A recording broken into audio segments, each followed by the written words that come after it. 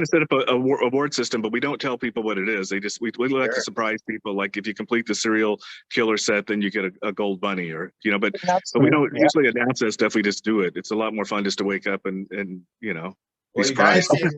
seem really intricate in your moves, which is very, very Well, our amazing. whole thing is what we want out of this, and everybody wants what they want out of something.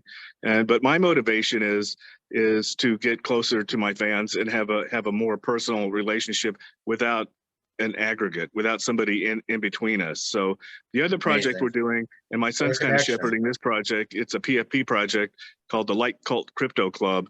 And so we released 10,000. I think there's the comments, which each comment is completely unique. There's 9,000, and then there's 1,000 that are like I did by hand over about a 3-month period. And really? So far he kind of does stuff every week.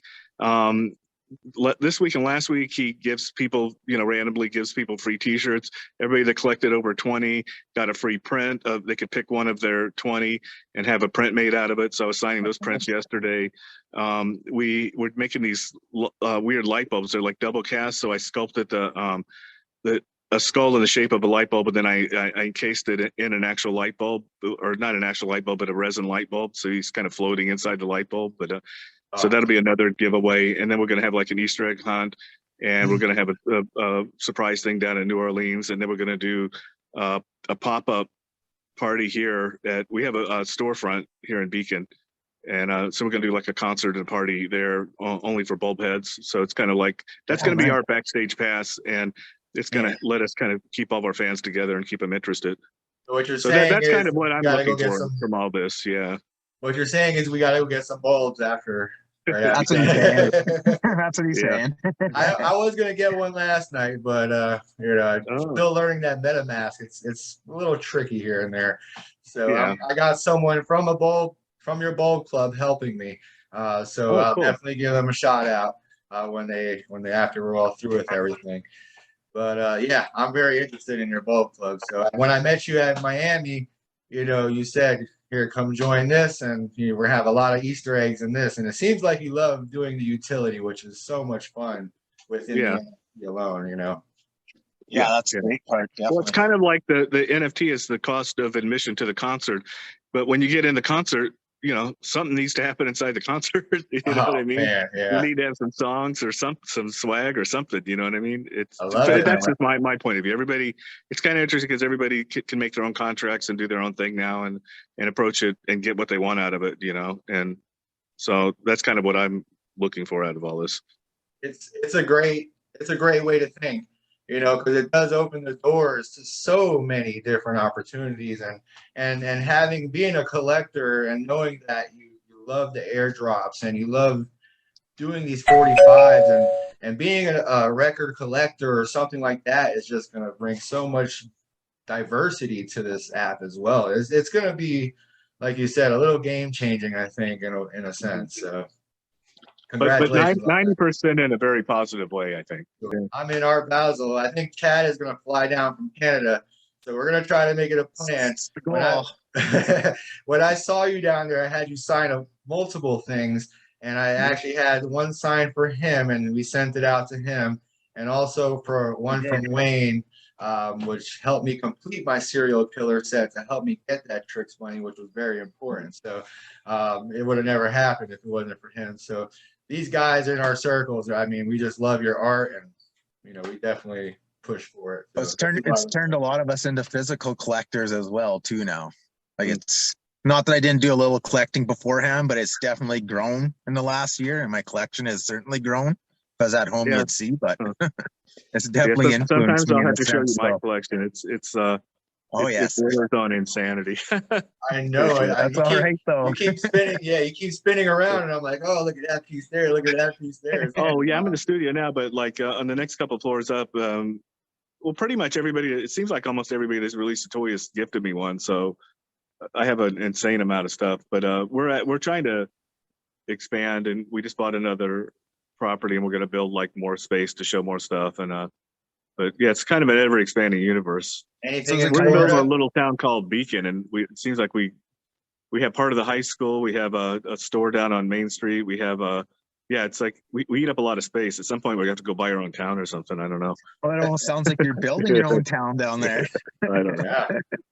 Well, the high school is great, and we're in the initial stages of working out like a bulb head party for September, where we take over the high school. It's a decommissioned high school, so but it still has you can still go on the announcement system from the principal's office, and it still has a cafeteria, and we got like a 5-star chef that's going to be the cook for the cafeteria, and then each one of the classrooms will be a different artist in each classroom doing I'll be like English Very nice. class, of course, but Yeah. I don't know, but that's Yeah. a pretty ambitious thing that we're trying to, but yeah, it's kind of like That's we all awesome. kind of hunkered down for a couple of years and played in the metaverse, but I'm trying to marry the metaverse with the real world. That's kind of my goal now, and so Well, we have to start yeah. having live events again.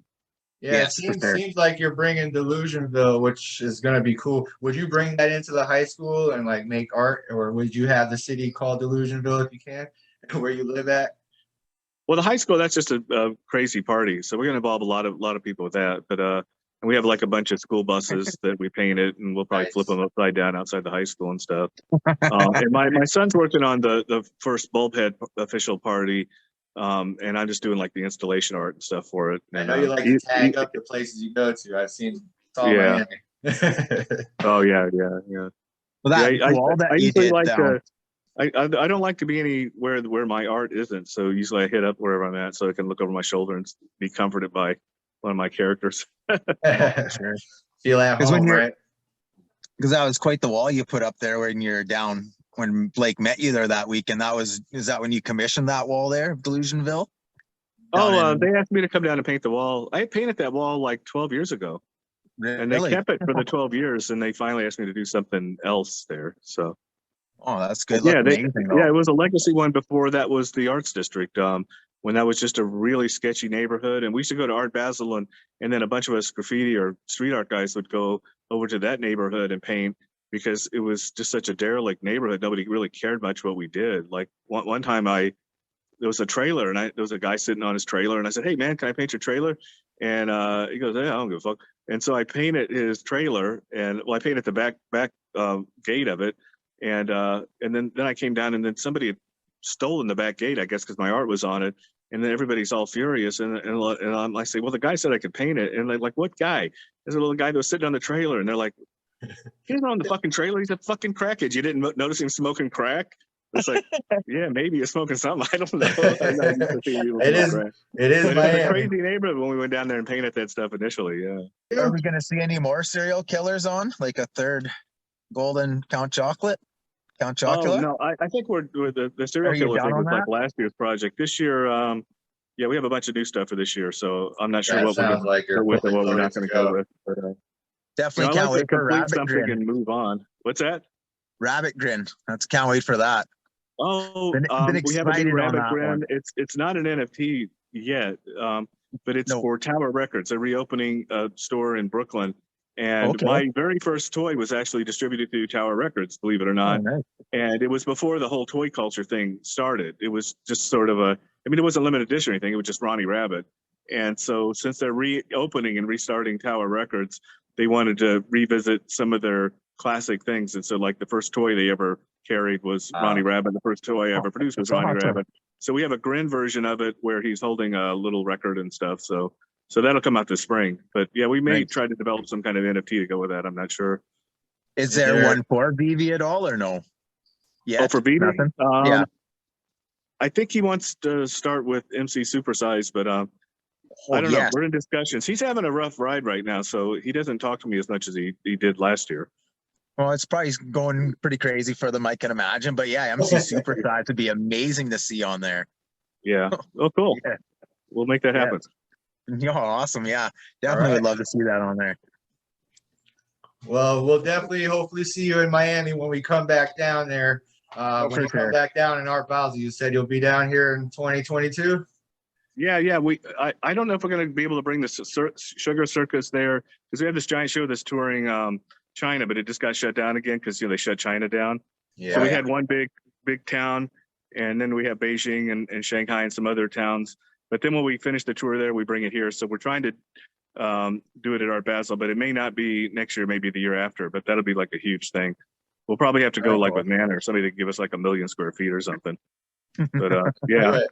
anyway, That'll be Let's do awesome. it. Yeah. yeah, it's gonna be fun. Well, I really appreciate your time. I know you got some big art to go do and some big projects you're working on. Chad, you have anything else? Maybe one last one. I think that's pretty much covered, but definitely appreciate Yeah. the time for you to take the speak with us here on all this. That's for sure. Yeah, I Yeah. gave much you the appreciated. five truths and the 4 lies, so you got one more lie coming.